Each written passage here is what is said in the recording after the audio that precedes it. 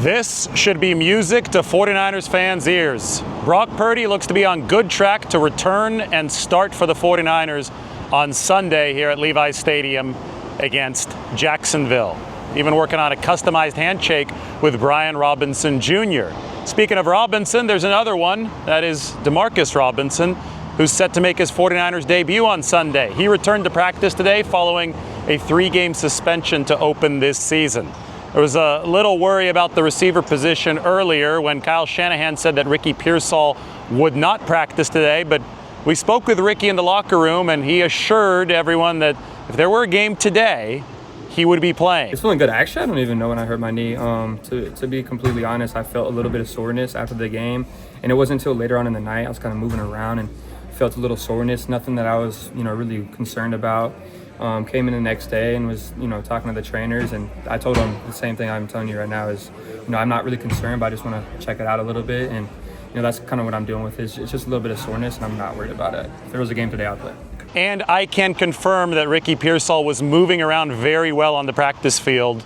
Had a sleeve around his knee, but he was working off on the side with Christian McCaffrey, who had the vet day off today, and there looked to be no change in speed and in cutting ability from Ricky Pearsall versus where he was last week. So precautionary indeed for Ricky Pearsall. 49ers will get DeMarcus Robinson back to pair with Ricky Pearsall. And Jauan Jennings, although he did miss practice today, was close to playing last week, according to Kyle Shanahan. And because of that, he remains day-to-day this week, and I think I would also expect Jauan Jennings to be out there when the 49ers play Jacksonville. So Brock Purdy should have a very well-stocked receiving corps compared to what the 49ers have had in recent weeks. And I think San Francisco will need it. Jacksonville leads the NFL with 7 interceptions. And they've got a nice pass rush that features the former 49er, Eric Armstead, who played here for 9 seasons. Armstead, the homecoming, he'll be motivated heading back to Levi's Stadium. Of course, the 49ers offensive tackles and guards will have to worry about him because he's a versatile rusher. But it's the edge guys who are truly scary on this Jacksonville team. Josh Hines-Allen, Trayvon Walker. Big test coming up for the 49ers against the number 2 ranked defense in the NFL. Could take you through the rest of the 49ers practice participation report. No Jordan Watkins with his calf injury. I think the 49ers probably still weighing whether or not to put him on injured reserve. Remember, there are a limited amount of return from IR spots, so you've got to be careful with that, even if Jordan Watkins is going to miss more than the minimum of 4 games for injured reserve. Rest days for McCaffrey and Trent Williams. CJ West did not practice. He had the thumb surgery yesterday. They hope to maybe get him back later this week in a cast, but CJ West was not expected out there today. Maintenance day for Yetur Gross-Matos and his knee, as has been common on these Wednesdays. And obviously Nick Bosa didn't practice. He's not yet officially on injured reserve, but that move will come at some point soon. Purdy and Mac Jones both officially listed as limited. Kyle Shanahan actually said that all 3 QBs would get first-team snaps this week. That's Purdy, Jones, and Adrian Martinez from Hanford, California, born in the 5.59. Renardo Green limited with his neck injury. Connor Colby limited with his groin injury. As you might imagine, 49ers players in that locker room still disappointed, torn up even, about Nick Bosa's torn ACL. I mean, Nick does everything the right way. He is the hardest worker there is. It's impossible to outwork Nick Bosa, and he put so much time and effort into this. Fred Warner spoke a little bit at his locker, and I thought Fred was getting a little emotional. I mean, I'm sick. I'm so sick for him, because, he knows what that's like to go through that process, right, of a recovery from that injury, which I know he's fully capable of, but that doesn't make it any easier. Obviously, it's a huge blow to our team, but we move forward. I hate to say next man up mentality because you can't just replace him with one player, but the mission is still the same. We're going to find a way to to get 1 win this week, and we'll figure out the rest later.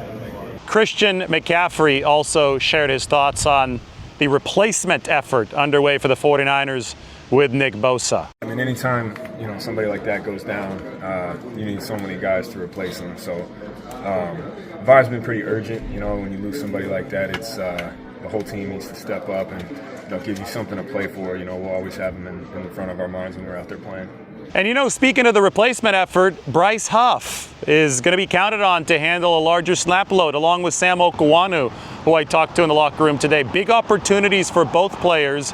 Bryce is in a good spot this year. He's a top 5 graded edge rusher to begin the season, but he really enjoys the vibe in that 49ers locker room. Yeah, I feel like it is fun, especially being in the room with all my guys and being able to chop it up with the interior and edge guys, just working hard every day together, it really helps build that bond, so it definitely is a fun time again. And then, of course, talk to Ricky Pearsall, who did say that if there were a game today here at Levi's, he would be playing. On top of that, Ricky talked about his customized handshake with Kendrick Bourne. Brock Purdy's working on a customized handshake with Brian Robinson Jr. You could probably trace the origin of that back to Kendrick Bourne setting up customized handshakes with just about everybody. But Ricky and Kendrick Bourne, I know I wrote a ton about these two guys over the course of the past few days, with Kendrick saying he's him in the locker room after the game on Sunday. Here's what Ricky had to say about the customized handshake. I don't know. It was very early on, and it was just really natural. I mean, I saw the energy that he was bringing in practice, and he was dancing everywhere. I kind of like doing that. I like bringing energy and dancing. So, it was a really quick, easy handshake that we made. Is dancing involved in the handshake? Oh, yeah. Yeah. I mean, I would describe it as dancing. I hope I can dance a little bit. Do you have handshakes with other teammates, or is he the only? No, I got handshakes with other teammates. I got a handshake with Juice. I got one with Jacob Cowan. I got one with Hank. I'm trying to get one with Kyle. We'll see if that's going to work out. So, in summary, the 49ers trying to adapt to life without Nick Bosa. And the first step in being able to do that will be to increase the explosive play rate offensively, improve the run game offensively, which I think is going to be tied to the explosive pass rate on that side of the football. And the way that you do that is you return some of the talent. And Demarcus Robinson coming back this week will help for sure. Brock Purdy on track to come back this week can help as well against the good Jacksonville pass rush.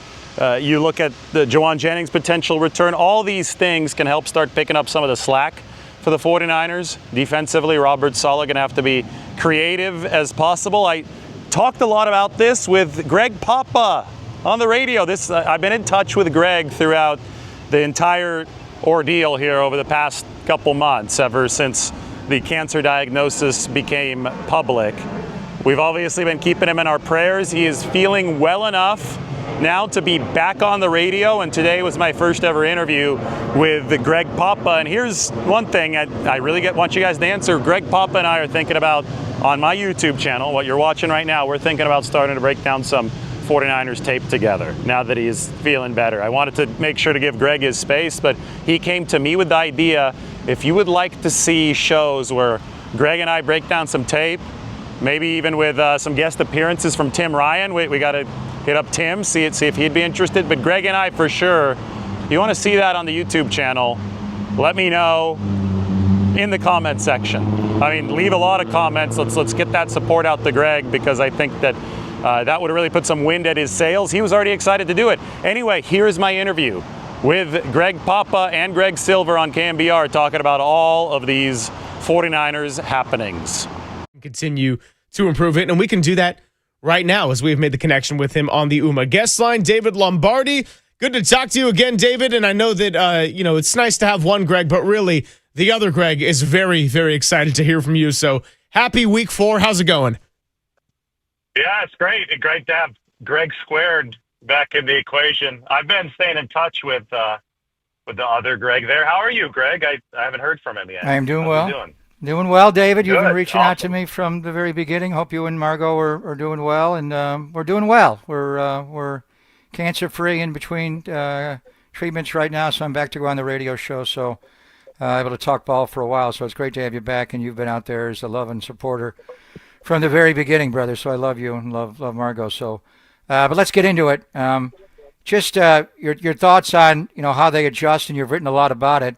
Minus Bosa. I know you're high on Bryce Huff, and you got a lot of thoughts about how Saleh will change things, but you watch as much of the All-22 as I do, if not more.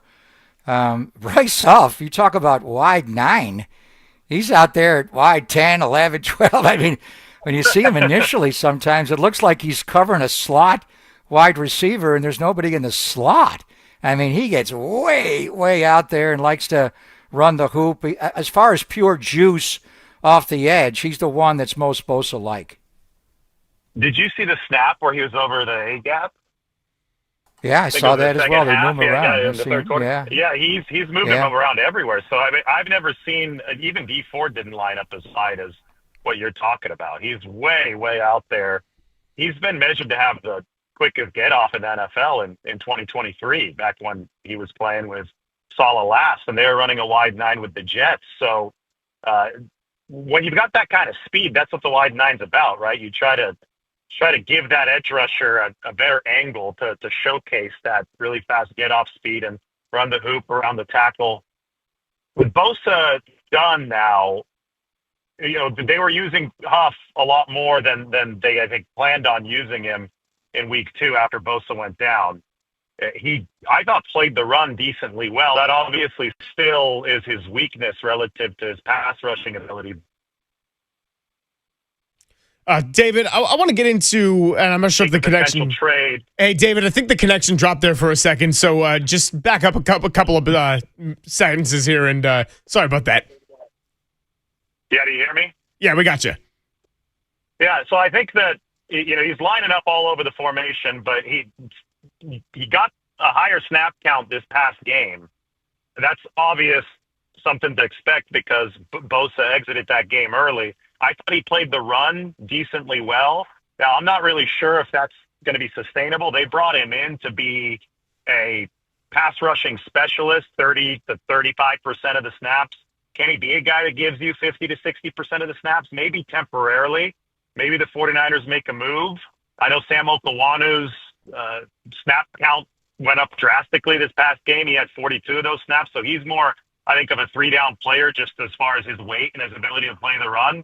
But they've got to be really, really encouraged by what they have from Bryce Huff so far because it hasn't been a precipitous drop-off against the run so far, and that pass rushing skill is everything that was advertised. I want to get into this whole existential questions, right? Because when we do talk radio, you can obviously look at the big picture and ask things like, what's there to prove or what's the 49ers identity? And you made a note in the SF Standard that in the past, when the 49ers have paired a top 5 offense with a top half defense, that's been a recipe for success in past Shanahan-led teams. So now that the offense is theoretically getting a little bit healthier and the defense just suffered a major loss in Nick Bosa, how do you anticipate the offense to evolve as they get some reinforcements and maybe carry more weight in this equation of complementary football? Well, they're really short on the explosives right now. And I know that everybody's talking about Ricky Pearsall and the great catch that he made up against the helmet. Great throw, too, from Mac Jones on that 4th and 2. And that's great, but they still have not generated the type of explosive play rate that they have in the past, even in 2024 when the offense wasn't nearly as good as it was in 2023. And in this league, you need explosives to be an elite offense. And I think that there's an easy explanation as to why they haven't generated those, and it's because they're very shorthanded in the weaponry department. And, George Kittle's going to be back in a few weeks. Brandon Ayuk should be back in a few weeks. Jawan Jennings might be back this week for the 49ers. And, nobody's really talking about Demarcus Robinson, but that, I think, is especially at this time where Ricky Pearsall was starting to get force-fed toward the end of that game against Arizona as the downfield option, with Christian McCaffrey being more of the underneath option. But I think especially at this point in time, Demarcus Robinson can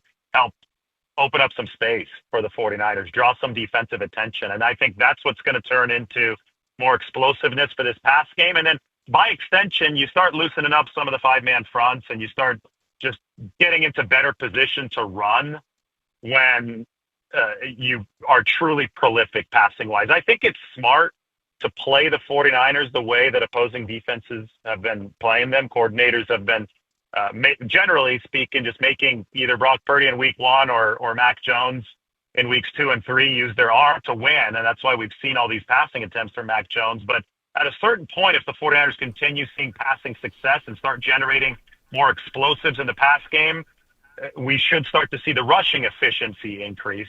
And at that point, you could start talking about an elite offense again. And I think the overall formula has got to be for San Francisco: top half defense, top 5 offense. I mean, 3 of the past 7 Super Bowl winners have not had top 10 defenses. It is not mandatory to have an elite defense to win a Super Bowl in this league, but if you don't have one, you better have an elite offense, and that's what the 49ers need to build to or build toward as these guys come back healthy. Yeah, I mean, as they do get healthy, I think you'll see the explosives return, and there's no doubt about that. As far as the defense and Saleh, so you talked about the personnel and how he does it individually, but just structurally. One thing about Saleh, the structure of the defense has changed, even when Bosa was here.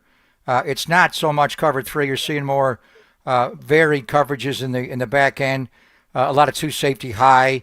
That Mars defensive line, where they're using 5 defensive linemen, is more and more prevalent. The blitz, specifically the cat, the sharp blitz from K'Wan Williams, and now Upton Stout, his propensity to blitz the first couple of games on obvious passing situations, David, on third down, played more zone against Kyler Murray.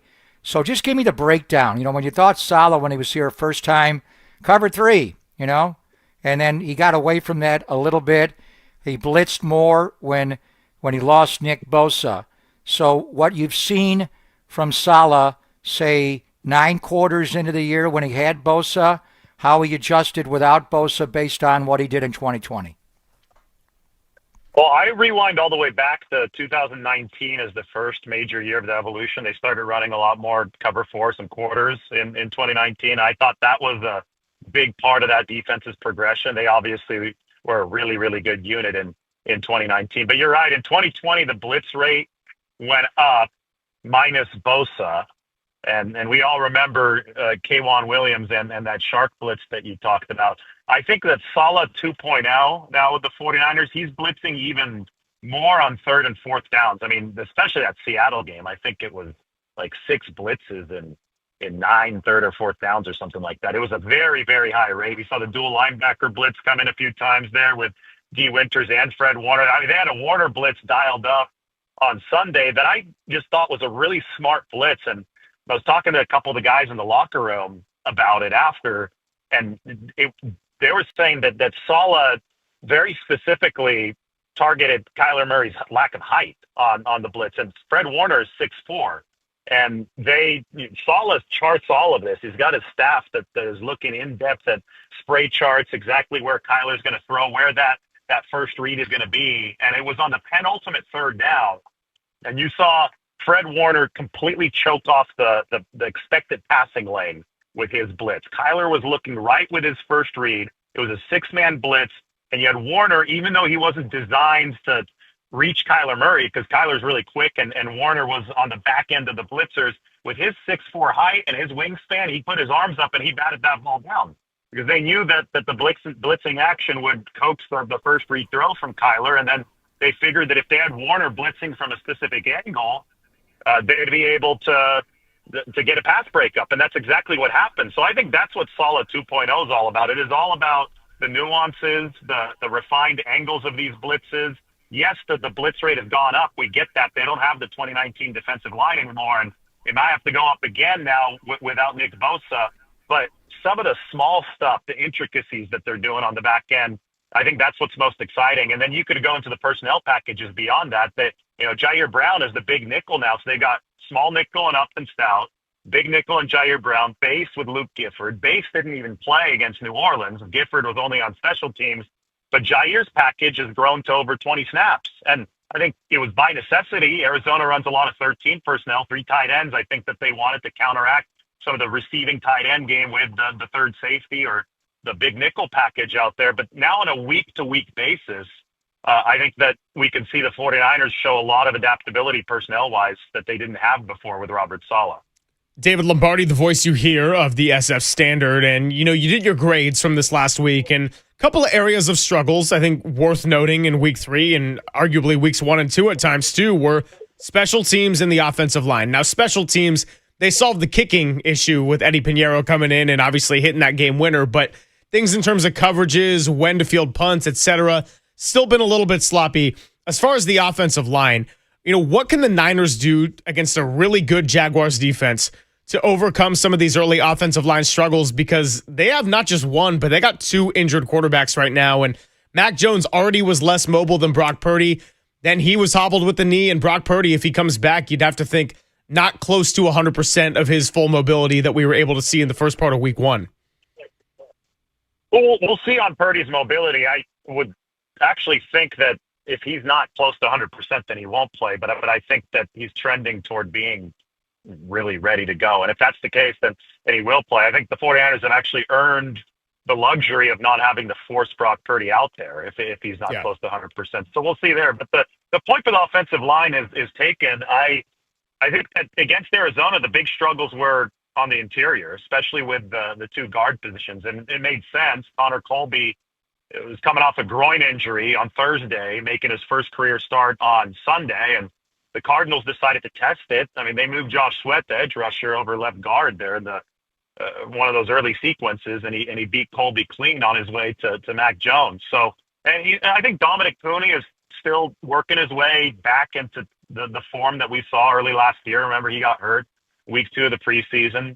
Calais Campbell, you got to give it to him. I heard that he was calling out some of the plays at the line of scrimmage, and not because the 49ers were telegraphing them, but because the guy, you rarely see somebody with that wealth of knowledge, like 18 years of knowledge, even year 18 now, still physically capable of playing. So he's like an encyclopedia. I think when the 49ers were running with Mac Jones back there, I doubt that he was changing the cadence up too much. That's usually a lot for a backup quarterback's plate. So Calais Campbell was able to, on the safety play that probably was improperly officiated, he was able to time up that snap count and just blow by Dominic Pooney. So the 49ers had to clean up that interior stuff.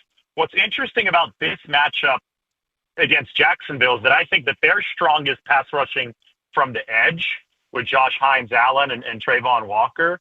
And I think the 49ers tackles have been very good this year. Trent had the rough week 1, but Trent's doing fine at left tackle. And Colton McKivitz has taken yet another stride. I know people are going to replay that Josh Sweat pressure on that early third down over and over, but he was rock solid for most of the game. Beyond that, the pressure was coming against the interior. Then I'm sure you guys saw the pancake that he had on the Brian Robinson run later, 20 yards downfield. So that's strength on strength. 49ers tackles on the Jacksonville edge rushers. Now, what Jacksonville might try to do is what Arizona did with Josh Sweat, and they might try to test Connor Colby with one of those edge rushers kicking inside and trying to get a rushing advantage there. That remains a concern for the 49ers. But this is a big evolution, I think, for Shanahan in that he can really trust both of his tackles on islands this year. They do have Eric Armstead inside, and it'll be a homecoming game for him, so we'll see what he's able to do. And he's part of the original Gold Rush when they had DeForest Buckner and Armstead and D. Ford and Nick. So Nick's gone, and all those guys are gone. The word out, and you pieced it. They're not going to make any trade, in late September. We're talking, later October, and assess it when we get close to the deadline. But Trey Hendrickson's name is out there. We mentioned his name immediately when we heard about Bosa's injury, and Tim Kawakami from the Standard, your teammate, wrote about it. He wound up signing a 1-year deal for $29 million. The cap hit is high, but it would be prorated if you did it, middle of the year, right around the deadline, David. As far as cap space, there are other names out there. You've mentioned Kayvon Thibodeau. There's a lot of names that could be available. Bradley Chubb in Miami. Do you think they will do? I mean, it's Bosa we're talking about here. And you're not going to get a Bosa, but Hendrickson is that kind of player. And in fact, an Ohio State Buckeye himself. Do you think in a month's time, 5 weeks' time, when we get up against the deadline and the money can be prorated, you don't have to pay Hendrickson anymore after this year, he's a free agent next year, what would be the compensation going back to Duke Tobin and Mike Brown? Do you see John trying to replace Bosa with one of the elite guys in the NFL? Well, we have to see where these teams are, right? I don't think it makes sense for either side of a potential trade on this date. As you mentioned, no team is in fire sale mode after week 3, nor should they be. Crazy things happen in the NFL, so you have to see where your fortunes take you into October. And I think it's smart for the 49ers to see what they have, like promote internally, move up Robert Beal Jr. or Travis Gibson from the practice squad. They re-signed William Bradley King to the practice squad. yesterday. So get a gauge for what Bryce Huff can do with an expanded role. Get a gauge for what Sam Okawanu can do in an expanded role. Get a gauge for how this offense is going to pick up some of the slack as it gets healthier. Then, as the deadline approaches on November 5th, you'll see actually is struggling. I mean, the Bengals are 2-1 right now, so the Bengals owe it to their locker room to actually see what they have. Who knows? Russell Wilson just got benched in New York. He's a Cincinnati native. Maybe he finds his way to Cincinnati to help pick up the slack QB-wise. A lot of moving variables, right? The reason that I mentioned Kayvon Thibodeau the other day is because the Giants are 0-3 to begin the season, so there's a higher probability of that team entering sell mode. But Bosa is Bosa. He's one of the best in football. Most pressures in the league since joining in 2019. Plays the run extremely well. An impossible player to make up for just one for one unless you get a truly elite player like Myles Garrett. I think even Trey Hendrickson would be a slight step down in terms of overall play than Nick Bosa. So the replacement effort is going to have to be a multifaceted thing. They're going to have to pick up slack at different parts of the roster. And if a trade does present itself, an opportunity does present itself that fits into the cap situation, they've got an extra $7 million or so to play with because of the cap insurance that they took out, the policy they took out on Bosa's contract. I'm sure the 49ers will explore it. They've been very aggressive making trades throughout Lynch and Shanahan's entire tenure, and this is obviously one that would make sense under the right parameters. Yeah, I mean, not even a month into the season, and we already got so much to be analyzing, and this is an ever-evolving season with the 49ers already facing a fair share of adversity. David, thanks so much for coming by. It was great to have you on the Gregs again. And I don't know, it was very early on, and it was just really natural. I mean, I saw the energy that he was bringing in practice, and he was dancing everywhere. I kind of like doing that. I like bringing energy and dancing. So, it was a really quick, easy handshake that we made. Is dancing involved in the handshake? Oh, yeah. Yeah. I mean, I would describe it as dancing. I hope I can dance a little bit. Do you have handshakes with other teammates, or is he the only? No, I got handshakes with other teammates. I got a handshake with Juice. I got one with Jacob Cowan. I got one with Hank. I'm trying to get one with Kyle. We'll see if that's going to work out. Have you ever had that sort of kind of quick relationship with somebody else, like whether Arizona State or Florida, in your past? Yeah, I mean, I try to have like a good relationship with all my teammates, man. And I'm blessed to be in a position where I've had a lot of good teammates throughout the years, and a lot of guys that bring good energy to the room. And KB's just one of those guys. So immediately I knew as soon as he, came in the meeting rooms out, we were going to get along. He got that energy to him. He's got that light to him, and I appreciate that. And he's that way, not just in practice, but also the meeting rooms. Oh, 100%. He's a light to be around. When you're around him, you can't help but laugh and smile. That's just who he is, and he's a good time to be around. He's a good guy to have in this locker room. Is that needed in the meeting room because they can get monotonous in there? I mean, what's the value of having good energy at that point? I would say that, and even in the huddle in the games, I think it just makes you play even more free. It kind of reminds you, this game's about, having fun at the end of the day. That's the reason why I'm pretty sure everybody in this locker room has started playing the game, since we were little. So, it just brings that factor to the huddle again. And, I really appreciate it because it makes me just, be able to play, relax and just be me. What have you seen from Travis Hunter from the cornerback standpoint? Can you imagine trying to play both ways? Yeah, he's a hell of a player, obviously. He's super athletic. I was just talking about his ball skills. He's elite ball skills. He's got good feet. He's long. He's got everything you really want in a corner. So it'll be a good matchup. I'm excited to go against him. How'd you hurt your play? When he's playing both ways, you try to tire him out more when he's on defense. Are there things you try to take advantage of when you guys playing 80-90 snaps, or no? Or is it just you got to do your? Yeah, I mean, I don't really keep that in mind. I mean, I think for me, it's just always running the route. Full speed, no matter if I think he's tired or not. It's more about a me thing than it is a him thing. So, I mean, if he's tired, he's tired. If he's not, he's not. I'm just gonna run the route probably the exact same way. When you lost the interception on film, what did you see from that play? The interception? Yeah. For me, I think I could have batted the ball down, helped out Mac a little bit. I appreciate him trying to fit the ball in there too. I think he made a really good play. It was an aggressive throw, and that's what you want from a quarterback. And, as I was breaking off, I could have helped him with my ankle maybe on the route just to have a chance to put my hand in there, maybe dive out a little bit and make more of a play. But obviously, you know, I was trying to catch the ball Was for it sure. one of those but- plays where you thought it wasn't going to go to you based off the coverage, like you mentioned a minute ago? No, I don't think it was a play where I didn't think it was coming to me. I think they just had the right coverage called. It was a Camden look, and he came down, and he was playing really flat-footed. And being a receiver, if you see that, you want to come really flat. So I was trying to break down my feet and come flatter, and then the ball carried, and I tried to slap it out the air, but Ricky, what are you going to miss the most about having Nick Bosa just around and obviously on the field, but as a teammate? Yeah, I think what he just brings to our team, you know, in the locker room, on the field, whatever it is, you know, I mean, he's one of our best players. You know, he's a threat in our defense, so I think that's, you know, the biggest concern. But, you know, just having a dude in the locker room like that to be around each and every day, you know, a good dude. So, you know, it's going to be a big loss for us for sure. When did you hurt your knee, and how's it feeling today?